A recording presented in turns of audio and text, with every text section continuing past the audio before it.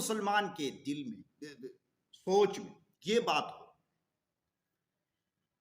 کہ میرا ایک دن حضور علیہ السلام کے ساتھ سامنا ہوگا، اللہ رب العزت کے بارگاہ میں کھڑا ہوگا،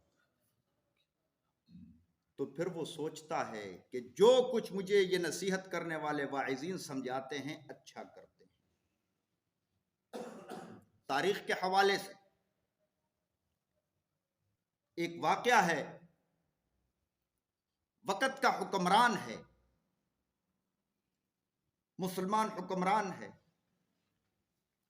ایک مرتبہ موڈ میں بیٹھے ہوئے ہیں، مسکرا رہے ہیں، خوش ہے۔ ان کا ایک وزیر تھا نوجوان، وہ سامنے کھڑا ہے۔ بادشاہ نے وزیر سے کہا مسکرا کر کہ آپ کی زندگی کے سب سے بڑی خواہش کیا ہے؟ وزیر نے سر جھکایا اور کہا کہ بادشاہ سلامت کیا خواہش ہوگی؟ بادشاہ پھر مسکرائے اور کہا کہ بتاؤ تو صحیح، زندگی کی سب سے بڑی خواہش کیا ہے آپ کی؟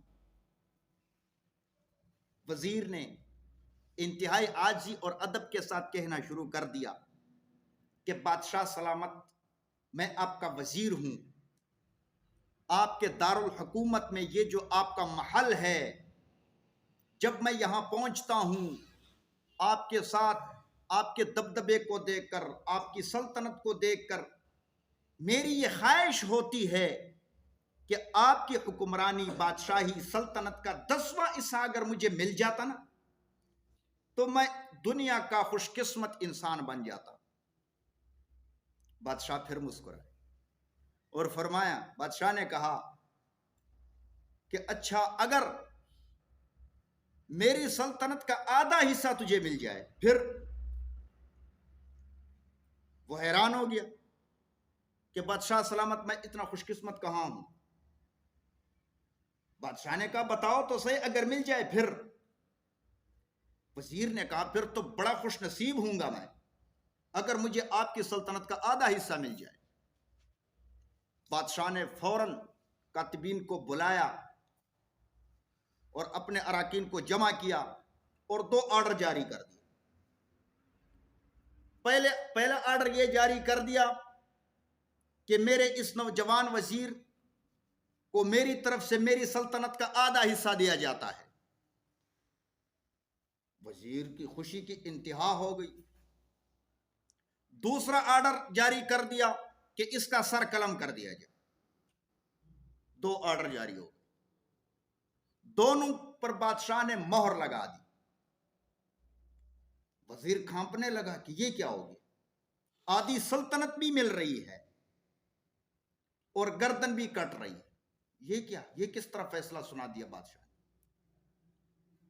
تو بادشاہ نے کہا کہ یہ دونوں آرڈر ایک دوسرے کے ساتھ مشروط ہے جو میں نے جاری کر دیے۔ میں نے آپ پر 3 سوال کرنے ہیں اور 30 دنوں کا وقت، یعنی 1 مہینے کا وقت دیا جاتا ہے آپ کو۔ ان 3 سوالوں کا جواب تلاش کر کے لے آؤ، پھر یہاں مجھے ان 3 سوالوں کا جواب دو، میں وہ سر قلم کرنے والا آرڈر منسوخ کر دیتا ہوں، آدھی بادشاہی تیرے حوالے کر دیتا ہوں۔ اور اگر ان 3 سوالوں کا جواب ٹھیک طرح نہ دے سکے تو آدھی بادشاہی دینے کا آرڈر منسوخ کر دوں گا، سر قلم کر جاؤں، تیرا سر قلم ہوگا، اس آرڈر پہ عمل درآمد کیا جائے گا۔ تو وزیر نے کہا جی بتاؤ کون سے 3 سوال ہیں؟ بادشاہ نے کہا کہ لکھو، پہلا سوال یہ ہے کہ انسان کی زندگی کی سب سے بڑی سچائی کیا ہے؟ وزیر نے لکھ دیا۔ دوسرا سوال یہ ہے کہ انسان کی زندگی کا سب سے بڑا دھوکہ کیا ہے؟ اس نے یہ بھی لکھ دی۔ تیسرا سوال، انسان کی زندگی کی سب سے بڑی کمزوری کیا ہے؟ تینوں لکھ دی۔ اور بادشاہ نے زور سے نکارہ بجا دیا اور کہا آپ کا ٹائم شروع ہو چکا ہے، جاؤ آج سے 30 دن بعد، 1 مہینہ بعد اگر جوابات ٹھیک طرح لے کر آئے تو بچ جاؤ گے، آدھی سلطنت مل جائے گی، وگرنہ سر قلم کیا جائے گا، جاؤ۔ وزیر صاحب نے وزراء کا لباس پہنا ہوا ہے، وزیر کی بھی تو پاور ہوتی ہے، اگر ملک کا کوئی حکمران نہ ہو صرف وزیر ہو، اس کی پاور ہوتی ہے یا نہیں ہوتی؟ بھئی یہ وفاقی وزیر ہے، یہ صوبائی وزیر ہے، طاقت ہوتی ہے، آخر یہ وزیر ہے، وزراء کا لباس پہنا ہوا ہے اور دوڑ لگا دی، وزراء والے جوتے پہنے ہوئے ہیں۔ اسی دن دارالحکومت کے دانشوروں کو اکٹھا کر دیا اور ایک میٹنگ نما، یعنی خود اینکر بن گیا اور ان کو میزبان بنا دیا اور بیٹھ گئے اور تینوں سوالات ان کے سامنے رکھ دی کہ جی ان 3 سوالوں کے جواب دو۔ پھر دانشور تو دانشور ہوتے ہیں، آپ اچھی طرح جانتے ہو کہ جو میڈیا پر بیٹھ کر کس طرح تبصرے کر رہے ہوتے ہیں، کوئی ایک طرح کا جواب دے رہا ہے، کوئی دوسری طرح کا جواب دے رہا ہے۔ یہ نام نہاد دانشوروں کی یہی عادت ہوتی ہے۔ اب دیکھو اس حوالے سے مجھے ایک بات یاد آ گئی، اللہ رب العزت نے 1,24,000 کم و بیش انبیاء کرام علیہ السلام مبعوث فرمائے ہیں دنیا میں۔ حضور علیہ السلام آخری نبی ہے، آپ صلی اللہ علیہ وسلم کے بعد کوئی نبی نہیں آئے گا۔ کتنے؟ 1,24,000 کم و بیش۔ ان کی کیا؟ توحید کی دعوت دینے والے، ہدایت کی طرف بلانے والے، یہ انبیاء کرام علیہ السلام کی جماعت ہے۔ اور جو گمراہی کی طرف بلاتے ہیں ان کا سلسلہ شروع سے لے کر قیامت تک چلتا رہے گا، گمراہ کرنے والے آتے رہیں گے۔ ان کی تعداد کتنی؟ کروڑوں میں ہیں جو گمراہ کرتے ہیں، جو راہ راست سے ہٹاتے ہیں۔ تو گمراہ کرنے والے زیادہ اور جو ہدایت کی طرف بلاتے ہیں وہ تھوڑے۔ ایسا ہے یا نہیں؟ اور دوسری بات، مسجد میں اذان ہوتی ہے، یہی لوگ یہ جو ہم بیٹھے ہیں، ہم نے نماز پڑھی، ذرا باہر نکلو، دکانوں پہ، ہوٹلوں پہ، ادھر ادھر کتنے بیٹھے ہوں گے؟ یہ زیادہ ہے یا وہ زیادہ ہے؟ وہ زیادہ ہے، ان کی تعداد زیادہ ہے۔ اسی طرح ایک گھر میں صرف 2 افراد رہتے ہیں، 2 افراد، اور وہ دین پہ عمل کرنے والے ہیں۔ دوسرا گھر ایسا ہے وہاں 30-35 آدمی رہتے ہیں، لیکن وہ دین سے دور ہے، دین سے غافل ہے۔ تو اب انبیاء کرام علیہ السلام کی تعداد کم اور گمراہ کرنے والوں کی تعداد زیادہ، معلوم ہوا کہ اکثریت حقانیت کی دلیل نہیں ہے۔ دین کی بات سننے کے لیے آنے والے، مسجد میں آنے والے تھوڑے، اور مسجد کی طرف رجوع نہ کرنے والے زیادہ، تو کیا وہ حق پر ہوں گے؟ یہ حق پر ہے جو ادھر آ گئے، اگرچہ 2-3 کیوں نہ ہو۔ جو 2 آدمی گھر میں رہتے ہیں، 2 افراد دین پہ عمل کرتے ہیں، اور جہاں جس گھر میں 30-35 رہتے ہیں دین پہ عمل نہیں کرتے، حق پر وہ تھوڑے ہیں، جو زیادہ ہے وہ حق پر نہیں۔ تو اکثریت حقانیت کی دلیل نہیں۔ یہ نام نہاد دانشور ایسے بیٹھ کر لوگوں کو گمراہ کرتے ہیں، پتہ نہیں کس راستے ہمارے قوم کو لگا دیا۔ ٹھیک ہے، افرادی قوت ہے، لیکن اس حوالے سے دین کے حدود کو پار کر دینا یہ ٹھیک نہیں، اپنے حدود میں رہنا چاہیے۔ تو اس طرح اس وزیر نے بھی اس طرح دانشوروں کو اکٹھا کر دیا اور بٹھا دی اور واضح و نصیحت شروع کر دی اور یہ سوالات سامنے رکھ دی. انہوں نے کوئی 100 کے قریب جوابات دیے. وزیر حیران، اگر ایک جواب بادشاہ کے سامنے رکھتا ہوں وہ اس کو مسترد کر دے گا، کہے گا کہ یہ غلط ہے یہ ٹھیک ہے، میں کیا جواب دوں؟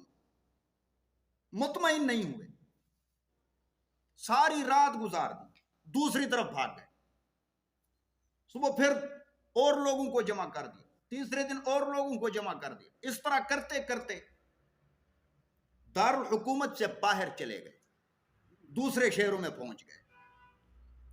انہی وزارت کے کپڑوں میں، اسی وزارتی لباس، اور دوڑ لگا دی. اسی طرح وہاں بھی مجمع لگا دیا، وہاں بھی کوئی 200 کے قریب جوابات مل جاتے ہیں. ہر کوئی اپنی رائے کے مطابق جواب دے دے کہ یہ ٹھیک ہے، نہیں ایسا ہو، یہ صحیح ہے، یہ صحیح ہے. اس طرح کرتے کرتے ایسی دوڑ لگائی اس نے، جب خوف ہونا حقیقی خوف تو پھر بہت زبردست دوڑ لگائی جاتی ہے. حجاج ابن یوسف ظالم بادشاہ تھے، ظالم حکمران تھے. ان کے متعلق لکھا ہے کہ ایک مرتبہ بیت اللہ کے قریب کھڑے تھے، ایک آدمی طواف کر رہا ہے، وہ نبینا ہے. طواف کرنے کے دوران خدا تعالیٰ سے مانگ رہا ہے، باری تعالیٰ میری بینائی ٹھیک کر دے، میری آنکھوں کی روشنی واپس لوٹا دے. یہ سوال کر رہا ہے. طواف مکمل کرنے کے بعد حجاج ابن یوسف نے روک دیا کہ صبر کرو، کیا مانگ رہے ہو؟ اس نے کہا کہ آنکھوں کی دولت، بینائی مانگ رہا ہوں. بینائی بہت بڑی دولت. کس سے مانگ رہے ہو؟ خدا تعالیٰ سے مانگتا ہوں. اللہ تعالیٰ تو فرماتے کہ میں دیتا ہوں. تو پھر دیا کہ نہیں دیا؟ کہ کدھر دیا؟ نہیں دیا، ابھی تک نابینا ہوں. تو حجاج ابن یوسف نے کان میں بتا دیا کہ میں حجاج ابن یوسف ہوں. جی بادشاہ سلامت، کیا حکم ہے؟ دوبارہ طواف شروع کرو. طواف مکمل ہونے پر اگر آپ کی بینائی لوٹ کر نہیں آئی، اگر اللہ تعالیٰ نے آپ کو بینائی نہیں دی تو میں آپ کی گردن اڑا دوں. چل شروع کر. حجاج ابن یوسف کھڑے ہیں اور اس نے طواف شروع کر دیا. اب خوف ہے، اب کیسے مانگ رہا ہے؟ خلوص کے ساتھ. ہر تمنا دل سے رخصت ہو گئی. اب تو آ جا، اب تو خلوت ہو گئی. اب ہر بات دل و دماغ سے نکل گئی، بس سامنے موت ہے. طواف شروع کر دیا. باری تعالیٰ بینائی، مجھے آنکھوں کی بینائی چاہیے، ادھر سامنے موت ہے. جب پانچواں چکر کاٹ رہا تھا، پسینے چھوٹ گئے، کام تو خراب ہو گیا. دو رہ گئے. دوسرے چکر پہ، اس کے چھٹے چکر پہ اس کی ٹانگیں کھانپنا شروع ہو گئی، لڑکڑانے لگا. 7ویں چکر پہ تو ایسا ہو گیا کہ آرام آرام سے چل رہا ہے. جب 7واں چکر مکمل کیا، آنکھوں کی روشنی لوٹ آئی، سب کچھ دیکھ رہا تھا. حجاج ابن یوسف کے سامنے کھڑے ہو گیا. حجاج نے بتایا کہ میں حجاج ابن یوسف ہوں. جی دکھائی دے رہا ہے کچھ؟ جی یہ فلاں ہے، یہ ایسا ہے، یہ ویسا، سب کچھ دکھائی دے رہا ہے. حجاج نے کہا کہ ایسے مانگا کرو، اس طرح مانگا کرو خدا تعالیٰ. تو اس وزیر کے پیچھے بھی کیا ہے؟ موت ہے. ایسے دوڑ لگا رہا ہے، ایسے دوڑ رہا ہے کہ اس کی وزارت کے جوتے جو تھے وزراء کے، وہ جوتے پٹ کے ننگے پاؤں دوڑ رہا. پگڑی ایسی ہے کہ گردن میں پڑی ہوئی، اور اس کے کپڑے بھی پھٹ گئے. بہرحال سارے شہروں کی خاک چانی کی اس نے، ہر طرف گھومتا رہا، لیکن اسے پتہ نہیں تھا کہ ان جیسے سوالات کا جواب فقیروں کے پاس ہوتا ہے، اللہ کے ولیوں کے پاس ہوتا ہے. وہ تو دانشوروں کو اکٹھا کرتا رہا، پڑھے لکھے، نام نہاد دانشور. آخر کار موت کے خوف کی وجہ سے، ڈر کی وجہ سے سارا پورے ملک میں گھومتا رہا. 30 دن پورے ہو گئے. آخری دن تو اس نے دارالحکومت کے قریب پرانی بستیاں ہیں، غریبوں کی بستیاں ہیں، اس نے ارادہ کیا کہ اب یہاں جاتے ہیں، بڑے بڑے محلوں میں بیٹھ گیا، ہو سکتا ہے یہاں ان بستیوں سے، ان غریبوں سے ان کے جوابات مل جائے، شاید اس طرف بھاگنا شروع کر دیا۔ ایک بستی میں داخل ہو رہے، دن بھی آخری ہے، بستی کے ابتدائی راستے پہ ایک جھونپڑی ہے، اس جھونپڑی میں ایک فقیر بیٹھا ہے۔ اس نے فقیر کو دیکھا کہ ہو سکتا ہے اس کے پاس جوابات ہوں میرے سوالات، تو یہ وزیر صاحب اس فقیر کے پاس پہنچ جاتے ہیں، سلام کیا۔ فقیر کیا کر رہا ہے؟ خشک روٹی پانی میں ڈبو کر کھا رہے ہیں، ساتھ دودھ کا پیالہ پڑا ہوا ہے، ساتھ دودھ کا پیالہ پڑا۔ اس نے سلام کیا، اس فقیر نے سلام کا جواب دیا اور مسکرانا شروع کر دیا۔ وہ حیران ہو گیا کہ فقیر کیوں مسکرا رہے؟ تو فقیر نے کہا کہ ٹھیک ہے، پہنچ آئے ہو، جوابات ابھی تک نہیں ملے آپ کو۔ وہ حیران ہو گئے کہ اس کو کس نے بتایا، اس کو کیسے پتہ چل گیا؟ تو اس نے کہا میں تو یہاں آیا بھی نہیں ہوں، میں تو تجھے جانتا بھی نہیں، اور تجھے میرے سوالات کا علم بھی ہے۔ تو وہ فقیر کھڑے ہو جاتے ہیں، اس کے نیچے جو کپڑے پڑے ہوئے ہیں، اس وزیر سے کہا کہ ان کپڑوں کو دیکھو۔ جب کپڑوں کو دیکھا، وزراء کے کپڑے تھے، وزیروں کے، جو وزیر پہنتے ہیں۔ تو فقیر نے کہا کہ وزیر صاحب میں بھی آپ کی طرح وزیر ہی تھا، اور اسی بادشاہ کا وزیر تھا میں۔ مجھے بادشاہ کے دربار کے ہر بات کی مجھے رپورٹ ملتی رہتی ہے، مجھے اطلاع ملتی رہتی ہے، پورا مہینہ ہو گیا مجھے آپ کے معاملے کا اچھی طرح علم ہے۔ اسی طرح بادشاہ نے مجھ سے بھی 3 سوالات کیے تھے، میں نے بھی جوابات دیے، بچ چکا ہوں، سلطنت بھی ملنے والی تھی لیکن میں نے ٹھکرا دی، اور آج آپ کو میں بتا رہا ہوں۔ تو وزیر نے کہا کہ میرے سوالوں کا جواب آپ کے پاس ہے؟ فقیر نے کہا جی ہے، میں آپ کے سوالوں کا جواب دوں گا، 2 سوالوں کا جواب مفت میں دوں گا، اور تیسرے سوال کا جواب اس کی قیمت ادا کرنی پڑے گی، شرط لگا دی۔ وزیر نے کہا کہ ٹھیک ہے، بتاؤ۔ تو پہلا سوال کیا تھا؟ پہلا سوال تو یہ تھا کہ انسان کی زندگی یعنی دنیا کی سب سے بڑی سچائی کیا ہے؟ فقیر نے کہا کہ دنیا کی سب سے بڑی سچائی موت ہے۔ اس نے فوراً مان لیا کہ بالکل ایسے ہی، اس میں تو کسی کا بھی اختلاف نہیں، موت آ کر رہے گی۔ دوسرے سوال کا جواب، انسان کی زندگی کا سب سے بڑا دھوکہ کیا ہے؟ انہوں نے کہا کہ انسان کی زندگی کا سب سے بڑا دھوکہ زندگی ہی ہے، انسان زندگی کے دھوکے میں آ کر آخرت کو بھول جاتا ہے۔ بالکل صحیح، دنیا کے عیش و عشرت، دنیا کی آسائشوں کو مقصد بنا لیتا ہے، آخرت کو بھول جاتا ہے، موت آ کر پکڑ لیتی۔ ٹھیک ہے، اب تیسرے سوال کا جواب، انسان کی سب سے بڑی کمزوری کیا ہے؟ فقیر نے کہا میں نے شرط لگائی تھی، شرط پورا کرنا پڑے گا، پھر میں آپ کو اس کا جواب دوں گا۔ اس نے کہا ٹھیک ہے، پورا کر دوں گا۔ اس کے ساتھ جو دودھ کا پیالہ پڑا ہوا تھا، کسی پلید جانور کو اس نے بلایا، کتا یا کسی چیز کو، پہلے وہ اسے پلا دیا، پلید جانور کا جھوٹا بنا دیا اس دودھ کو، اور اس کے حوالے کر دیا کہ پہلے یہ دودھ پیو پھر جواب دوں گا، یہ میری شرط، یہ پلید اور غلیظ جانور کا جھوٹا یہ پی کر دکھاؤ۔ اب یہ کیسے پیے گا؟ اب کیسے پیے گا؟ یہ جب پیتا ہے دل کچا ہو جاتا ہے کہ غلیظ جانور نے پیا ہے، اس کا جھوٹا ہے، میں کیسے پیوں؟ پھر پریشان ہو جاتا ہے، آخر کار ادھر اوپر تلوار لٹک رہی ہے. آخر کار اس نے آنکھیں بند کر دی اور اس غلیظ جانور کا جھوٹا پی لیا اس کہ جی اب بتاؤ. فقیر مسکرائے اور کہا کہ انسان کی زندگی کی سب سے بڑی کمزوری غرض ہے. غرض ہاں غرض ہے. آپ کا غرض کیا تھا؟ بادشاہی مانگ رہے تھے. اب آپ کا مقصد کیا تھا؟ زندگی بچانا تھا نا. یہ آپ پی جاتے.